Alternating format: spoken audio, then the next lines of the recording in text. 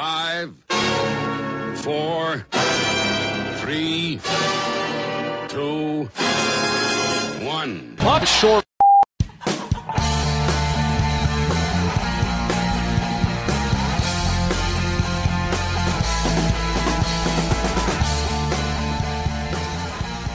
Hello everyone and welcome to a brand new episode of the One Puck Short podcast. I'm your host Rob McGregor. It is the 3rd of January 2016. A happy new year to you all. I hope you enjoyed the holiday season. The NHL is back in full swing after a short break during the Christmas period. But that's the biggest news story broke today though. Jonathan Drouin, the Tampa Bay Lightning winger, has requested a trade. The original request apparently came in November. His agent Alan Walsh has described the situation as untenable in the statement which came out today as this request became public. Now, this is such a big story because this is the 3rd overall pick in 2013 behind Nathan MacKinnon and Alexander Barkov. Of course, Drouin played with MacKinnon for the Halifax Mooseheads. Instantaneously, some people have made Colorado a possible destination for Drouin. I don't know if that's likely or not. The Avs' problems remain in their own zone, but of course that link with MacKinnon has drawn some queries about whether the Avs might inquire.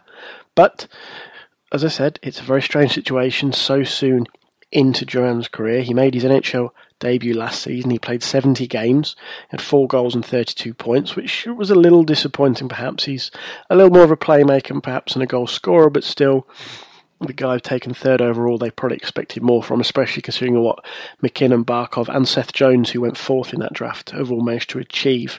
Drouin's numbers now stand 89 career NHL games, 6 goals and 40 points. He's been limited somewhat this season by injuries. He was assigned to the Syracuse Crunch in the AHL this week. Steve Eisman basically saying that they thought Drouin could use some playing time, especially in the Crunch top 6, get some minutes under his belt and find his game and recover from injury. But Drouin clearly not happy right now. He's had some pretty strange usage, I think it's fair to say. His relationship with John Cooper has been brought into question on several occasions over the last 18 months, really. Notably during the 2015 playoffs, he averaged a shade over about 10 minutes. He wasn't used particularly heavily.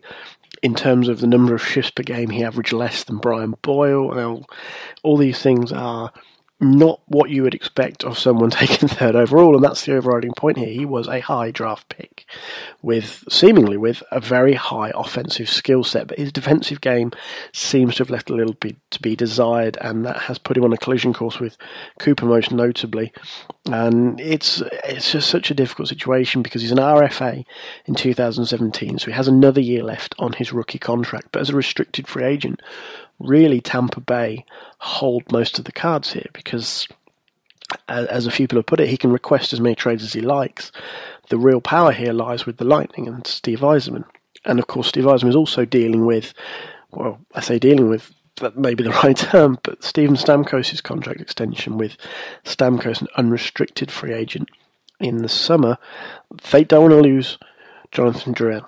A colleague of mine at Ingo Magazine, Claire Austin, she's a Tampa Bay Lightning fan, and she said obviously with Killorn as well, they want to make sure they don't sacrifice Killorn. Basically, it's as simple as that. They need somebody to play with Stamkos, and if they're going to lose Drouin, they have to be careful how they go about this. So what comes next? Well, that's anybody's guess, I think. As we said, again, the Bolts hold most of the cards here, but by going public with this trade request, it may encourage some of the general managers to pick up the phone, to kick the tyres, to see what Tampa Bay are looking for in return for Jonathan Drouin, who still has quite a high value as a high draft pick. And it's going to be very curious to see which teams pick up the phone and what they're prepared to offer to acquire Drouin. Now, the Lightning have played him on the left wing. He has played at centre before for Halifax. If he'd been more experienced down the middle, you have to feel like Nashville would have been one of the prime potential landing spots for Drouin just because they're so weak down the middle. But he seems like the kind of guy with the skill set a lot of teams could use. I know a few people have already made perhaps slightly loose links between other players who might move. The Islanders for one, but Travis Hamnick's not going anywhere right now with Johnny Boychuk injured, but Kyle Okposo is a free agent in the summer, so whether there's a swap potentially there.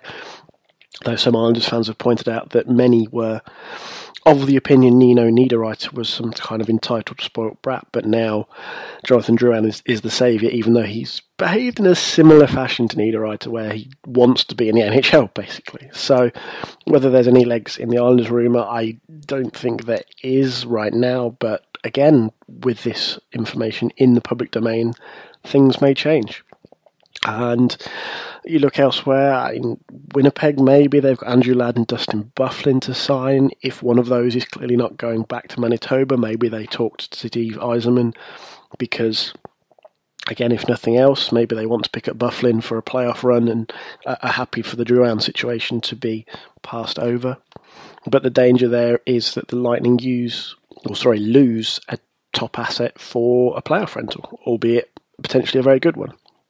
And you only need to maybe look at what happened with the Bruins and Tyler Seguin to see what can happen when teams fail to repair relationships with young stars or get what might be deemed as fair value. And that's saying something when they got Louis Eriksson in return for Tyler Seguin. So really interesting situation there with Drouin and the Tampa Bay Lightning. As I say, a lot of people trying to figure where he might go, figure how Steve Yzerman might handle this, figure how it all links in with the Stamkos situation. It's a real mess, really, because the Tampa Bay Lightning now stand to potentially lose what could have been two of their top line for the foreseeable future in Stamkos and Drouin. That's significant, I think, and the way Steve Yzerman handles that could shape the future of the Tampa Bay Lightning, both in the short and long term. So, yeah, it's a big story because he's such a high draft pick with this seemingly very high ceiling, and it's a relationship which seemed to be difficult from early on, but I don't think anybody expected the news that came out today, to come out today, to be blunt. So, interesting times, and whether some teams are put off by what's happened. Obviously, Drouin was scheduled to play for Syracuse in the AHL tonight, but he is a scratch. That has now been confirmed. He won't be playing in tonight's game. And it's the kind of thing that may put some potential suitors off.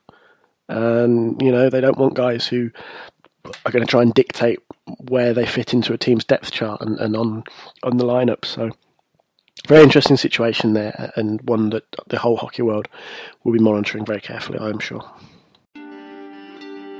One Puck Short is brought to you in association with Eastside Hockey Manager, an in-depth ice hockey management simulation brought to you by Sports Interactive and Sega, developers of the world-famous Football Manager series, available now for PC via Steam.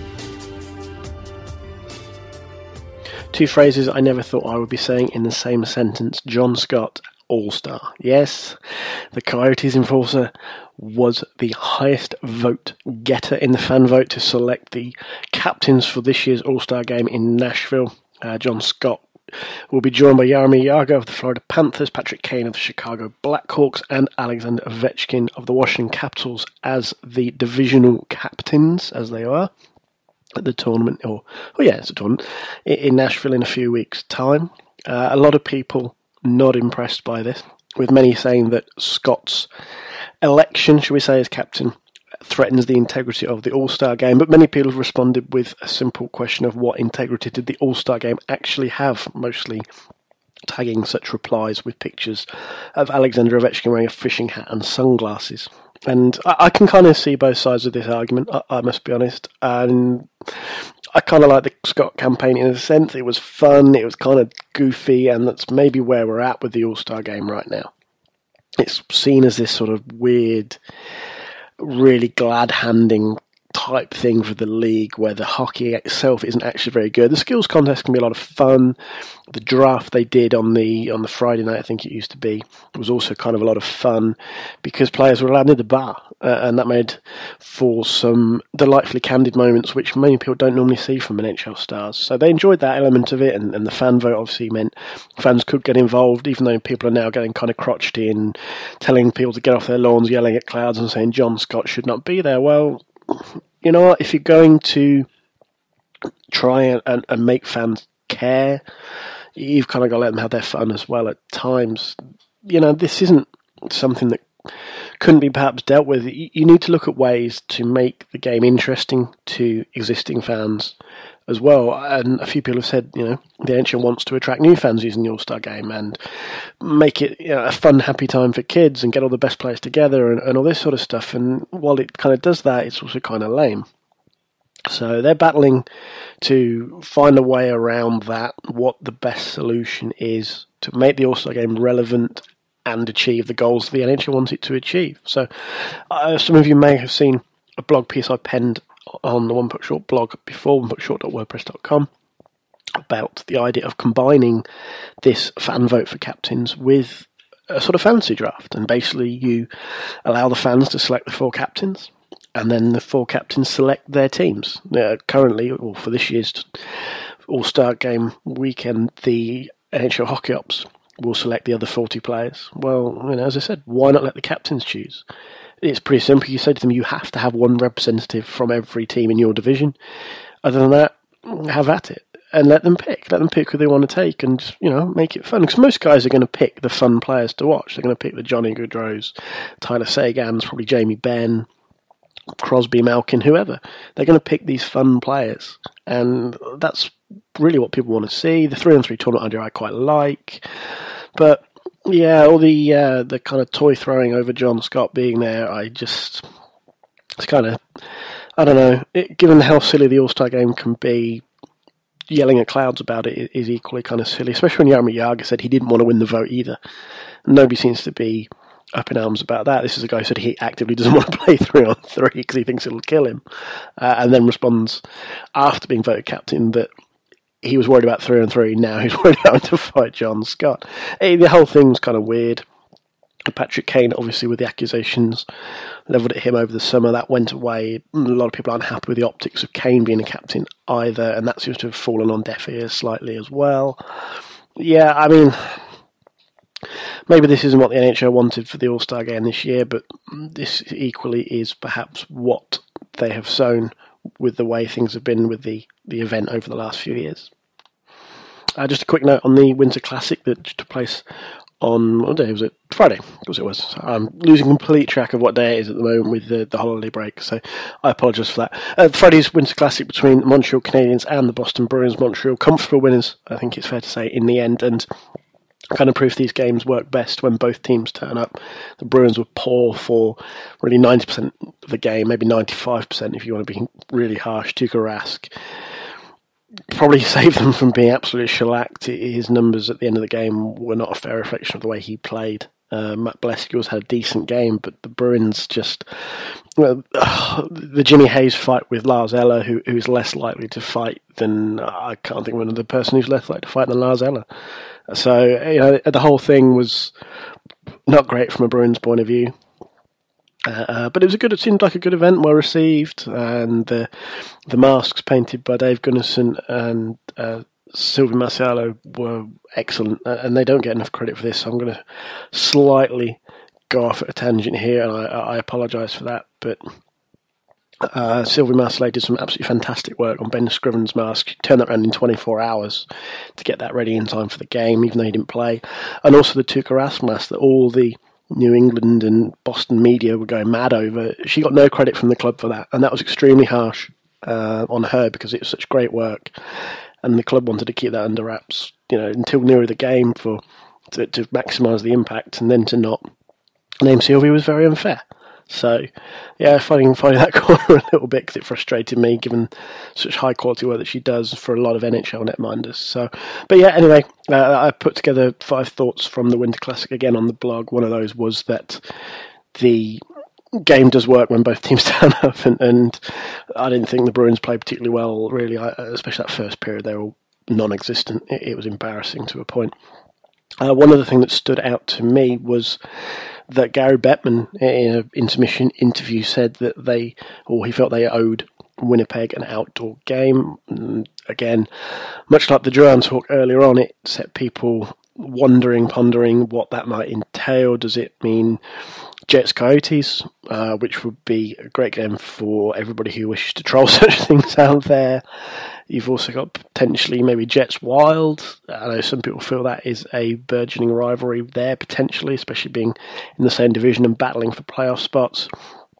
Or is it even a Winter Classic game? Is this just going to be one of those Stadium Series affairs, which, I kind of feel token almost to a point for some teams. They're never going to get a Winter Classic because they don't have the prestige of a Chicago or a Montreal or a Boston, but, we kind of feel like we should give them an outdoor game. I'd use the New York Islanders at this point as an example of that. They haven't got the cachet of the Rangers or the Bruins or the Red Wings or the Leafs, but it's like, New York versus New York, Rangers, Islanders, that's kind of a cool idea. And even the same for the Kings and the Sharks and things. It's, the Kings maybe a little bit more these days, but they aren't the big glamour teams, as people call it. Are Winnipeg one of those? Maybe against the right opposition. Or equally, the NHL could just say, hey, here's a Stadium Series game, and tick them off the list of 30 teams that they're working their way through to say, well done, you've had an outdoor game. So, interesting there, interesting to see how that pans out, interesting to see when it might happen. I think the Maple Leafs are pushing hard to host the 2017 Winter Classic, so it could well be a Stadium Series game for the Jets next year or beyond. I think next year is maybe a little optimistic, but some people are saying that the talk is already out there that the Jets will get an outdoor game next year. So we'll wait and see until the official announcement comes. There's always speculation surrounding these things, and getting sucked into it is probably not the most practical way to go about things. But we'll see. We'll see what happens and how that all pans out. A couple of final thoughts before we wrap things up on this episode. The Vancouver Province newspaper features a picture of Jake Virtanen on the back page with the headline, Goat Medal Winner. This follows Canada's failure to qualify for the medal round, whatever you want to call it. They're not going to get a medal at the World Junior Championships. I'll probably turn that very badly, but there we go. And this is obviously a national outrage. The hand-wringing has begun. The snipes at the Canadian Hockey League's decision not to let import goaltenders in was called into question, I suppose, after the team lost. And as I said, Virtanen has been a target of some of the criticism, and that may or may not be justified depending on how you see things. But at the end of the day, we're now putting teenagers in crosshairs for apparently letting down their country, which seems somewhat ghoulish and particularly uncomfortable. And this isn't really the first time we've seen this come out of Canada, sadly. It's one of those things that seems to happen when the World Junior Championships roll around. If Canada don't destroy everyone in their path, then there's a lot of hand-wringing, a lot of what's wrongs, a lot of what are other countries doing that we aren't. And they had said they had the whole thing with the goaltending and sending people out to Sweden when really they've already got the people with the knowledge bases readily available. They just don't seem to want to talk to these people for whatever reason. And this is just another instance of that. I say it's extremely uncomfortable to see a teenager labelled like that, as Virtanen has been with this whole goat medal thing. It's just very uncomfortable and ugly, really. It's deplorable, and this is apparently acceptable for some newspapers to run, and that maybe sums up things even worse, because it's just so... This is one of those occasions where you say, hey, it's sports. Yeah, and I don't say that particularly often, and sometimes shoot my partner a strange glance when she says it's only a game. But this seems to be taking things rather too far. But in happier news, perhaps, Connor Hellebuyck continues to excel for the Winnipeg Jets. I wrote a piece on the blog yesterday about whether he is building a case to win the Calder Trophy, and right now he's in a good place. He's only played a dozen games though, so it's a small sample, and one of the things which is probably going to go against him is that the Jets are likely to miss the playoffs, I think, at this point. They were 7 points out heading into the game last night, so it was something I referenced in the piece, that it tends to hurt, especially goaltenders, it seems, hurt a guy's chances if their club doesn't make the playoffs. And I don't necessarily think this is always particularly fair, because Corey Schneider is probably the best example of this. And you look at the Jets now; they're still 7 points out of the second wild card spot. They're behind Nashville in that respect. And as I say, you look and you think, well, so that's going to count against Hellebuyck. As I said, in the same way that Schneider was dismissed from the Vezina, he didn't even get a single vote last year because he played for the Devils. Now, without Corey Schneider, and it's fair to point out the Devils missed the playoffs by 20 points last year. Without Corey Schneider, they probably would have finished bottom 2 in the East behind Toronto. And, you know, hey, maybe that would have given them a better shot at Jack Eichel or Connor McDavid. And it's just, it frustrates me, as I said, because it seems to count more against goaltenders than others. Sergei Bobrovsky kind of bucked that trend a couple of years ago when he won the Vezina Trophy, but it seems very difficult for goaltenders who aren't on playoff teams to get any kind of recognition. I mean, Schneider was probably legitimately the only good thing about the Devils last year. I mean, Jonathan Quick got a Vezina vote. I mean, he was the only non-playoff goalie to get a single vote. He got one. And I mean, Cam Talbot, for what was a decent stretch, got more votes than that. And yet Schneider, for a season's worth of work, got nothing. And again, this seems extremely unfair on guys like Schneider and now Hellebuyck, who are probably going to miss out because, you know, they couldn't, despite playing extremely well in themselves, couldn't, you know, elevate their team, their terrible team, or their inferior team to the status of, you know, postseason participants. I mean, Schneider had a .925 save percentage last year, and as loath as I am to use that in isolation like that, that's pretty good, to be fair. That's pretty good. You know, and again, we're seeing it now, and I'm sure we'll see it again with others in the future. I don't necessarily think this is fair. As I said, it's not fair on a guy to judge him if he's on a weak team like this. And there are other, you know, maybe it counts less for the Calder. Maybe I'm getting a little carried away there because we've seen other guys on not great teams do well in the Calder voting and even win the Calder. And so, you know, maybe I'm being a little harsh there, but it just seems to hurt goaltenders unduly, I think, and that frustrates me because there are guys who, you know, legitimately should be in conversations that they're then, you know, they're not in, and they should be, and Hellebuyck's heading that way, and it really frustrates me. It really, really frustrates me. And I mean, just while we're talking, just quickly brought up on War on Ice, the even strength 5-on-5 adjusted save percentage leaders last year, which is one of the metrics that a lot of people are starting to use now to compare goaltenders, because a 5-on-5 is reasonably level across the board. Different goaltenders have a different amount of time on the power play or on the penalty kill, whereas 5-on-5 is kind of 5-on-5. So, you know, it's not a perfect science, but given the statistical stuff we've got, it's one of the better metrics to use at the moment. Corey Schneider was fourth in adjusted save percentage, 93.36 behind Steve Mason, Carey Price, who was the consensus pick for the Vezina and also the Hart end of the season. Craig Anderson was third. Again, nothing for Anderson. Hammond came in fifth. Andrew Hammond, who's good little run there with the Senators, probably got them in. That's one of those rare occasions where you could say, well, you know, he was the difference. And I think Steve Mason a few years ago when he won the Calder is again. But, you know, as I say, I'm kind of drifting a little bit maybe off subject here, but just looking at the way Hellebuyck has started for the Jets, how well he played, he's given them a fighting chance, probably more so than they've had many years, bar last year with Andrei Pavlich, and that's dating back to the time when the franchise was in Atlanta. And, you know, as I said, Corey Schneider is probably a prime example here of a goaltender whose overall vision around the league is maybe underappreciated because of the team he's on. I think again this year, even though the Devils' top line has played very well, really, if you take Schneider out of that team, you know, it's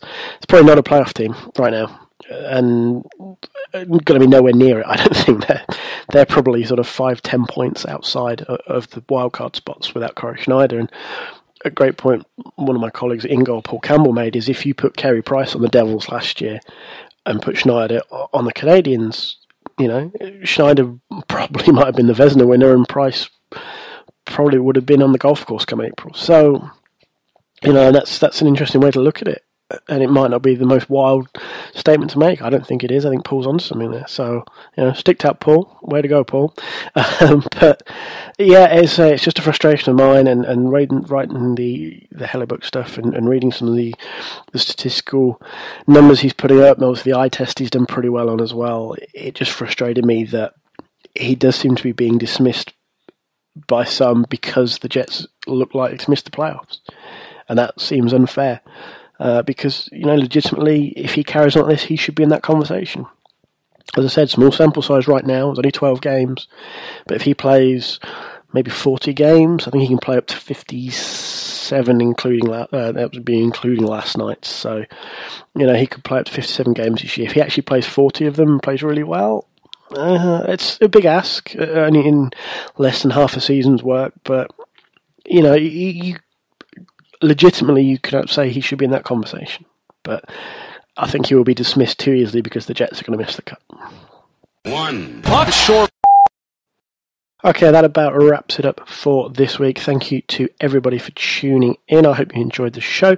As always, you can follow me on Twitter at RobMcGregor35. You can also email the show onepuckshort@gmail.com if you want to ask any questions, have any comments to add, any of the subjects we talked about before, or anything else you want to get off your chest around the hockey world. That's how you can get in touch with us. You can also find the blog, onepuckshort.wordpress.com, and like us on Facebook, facebook.com/onepuckshort. On the blog, you will notice on the right-hand side there is a PayPal donation link and an Amazon affiliate link. If you are so inclined, you can help support the show using either of these methods. The PayPal donation link, so you click the link and donate whatever you feel the show is worth, or whatever the blog is worth. If you think we're worth £1, send in £1. If you think it's worth 10, send us a tenner. And this all goes back into the show, hosting costs and renewals, domain renewals, anything like that. It all gets funneled back into the show for equipment and so forth.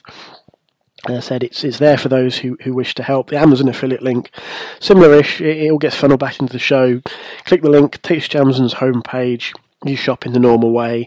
When you hit pay at the checkout, we get a little kickback from Amazon. It doesn't cost you anything extra, but we get a little bit from Amazon as an affiliate. And again, it all gets funneled back into the show, into the blog, equipment for the podcast and so forth. And hopefully over time we can invest in the things from video equipment and so forth to do a few of the bits and pieces and some other software to help us do some video breakdowns and things. That's the stretch goal really for this year, is to get in a position where we've got good equipment to do things like that. But for now, I hope you enjoy the One Puck Short podcast. Thanks to everybody who supported us in 2015. I hope you will all stick around in 2016 as well. Hoping to have some great guests over the coming weeks as well, to talk about a range of different teams, including the Canadians, the Coyotes, and others. And I hope to speak to you all again very soon.